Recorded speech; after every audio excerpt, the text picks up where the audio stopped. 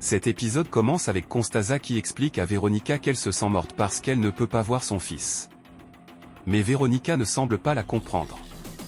Pendant ce temps, Lucio explique à Veronica que Ruyo l'a vu et reconnu. Veronica lui dit que ce n'est pas un problème, ils peuvent faire taire ce vieux et, comme il est intelligent, il ne dira rien. Elle lui demande s'il pense qu'elle est impayable. Lucio la rassure que non. Elle lui demande ensuite si elle ressemble à Antonia. Lucio la rassure encore que non, qu'elle autre n'a jamais fait couler de sang dans sa vie, mais qu'elle est quand même dure avec ceux qu'elle aime. De son côté, Ricardo raconte à Patricia l'appel qu'il a eu avec sa mère. Il la rassure que ce n'est pas une hallucination, qu'il a reconnu sa voix, ses pleurs. Patricia lui rappelle qu'il a vu les preuves de sa mort à Mexico. Il lui répond que ce serait faux.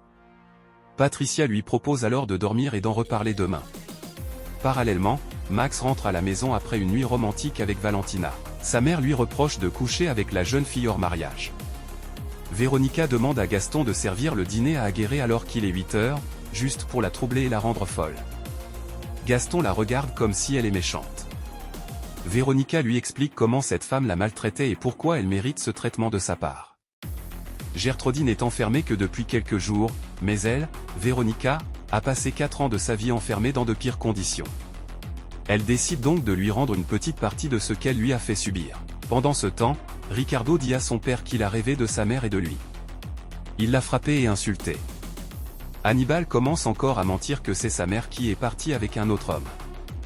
Ricardo lui dit que dans le rêve, c'était plutôt lui qui faisait souffrir sa mère et maintenant il se rend compte que ce n'était pas un rêve mais un souvenir. Entre-temps, Cecilia trouve Constanza évanouie. Revenons ensuite à Hannibal et son fils. Hannibal lui dit qu'il ne permet pas qu'il lui parle comme ça. Ricardo ne baisse pas le ton. Il lui dit qu'il a honte d'être son fils et qu'il lui fait vomir. Ils continuent à se disputer jusqu'à ce que Patricia les calme. Ailleurs, Constanza se réveille enfin et a peur de mourir. Lucia est enfin de retour. Antonia l'accueille avec tendresse. En parallèle, Alejandro rend visite à Ricardo. Il lui avoue qu'il a parlé au téléphone avec sa mère. Dans le même temps, le docteur dit à Gabriela que l'évanouissement de Constanza est dû à une très rapide montée de sa tension artérielle. Elle aurait subi une émotion forte, une surprise. Face à ces révélations, Alejandro dit à Ricardo que ce qu'il dit n'est pas possible parce que sa mère est bien morte. Ricardo lui dit qu'il en est sûr et qu'il avait l'impression que quelqu'un l'obligeait à garder le silence, et qu'il a réussi à trouver quelques minutes pour l'appeler. Alejandro finit par le croire. Peu après, le corps d'Alberto est retrouvé dans la rue. Chacon informe immédiatement Antonia. Elle lui demande de trouver le coupable. Ensuite, Chacon prévient aussi Ricardo de ce qui est arrivé. Il lui propose Max comme seul suspect parce qu'il l'a menacé de mort devant tout le monde. Ricardo lui demande de l'arrêter. Pendant ce temps, Hannibal reproche à Antonia ce qu'elle a fait à Alberto. Il lui demande si elle compte tuer la moitié du village pour arriver à ses fins. Antonia s'explique comme toujours. Peu à peu, les gens apprennent la nouvelle de ce qui est arrivé à Alberto, Valentina, Veronica. Finalement, les policiers viennent arrêter Max dans sa maison. De son côté, Gaston explique à Gabriela, qui se demande ce qu'Alberto a fait à Antonia, qu'il est un voleur et qu'il vole avec la complicité d'Alberto. Lucio débarque pendant qu'ils discutaient. Par ailleurs, Patricia se souvient de la femme voilée dont Ricardo lui avait parlé. Elle se rappelle que Ricardo a dit qu'elle portait le même parfum que sa mère, ce qu'elle trouve bizarre. De son côté, Cecilia dit à Veronica qu'elle trouve dans le regard de Constanza qu'elle est toujours triste et lui demande de faire quelque chose pour l'aider.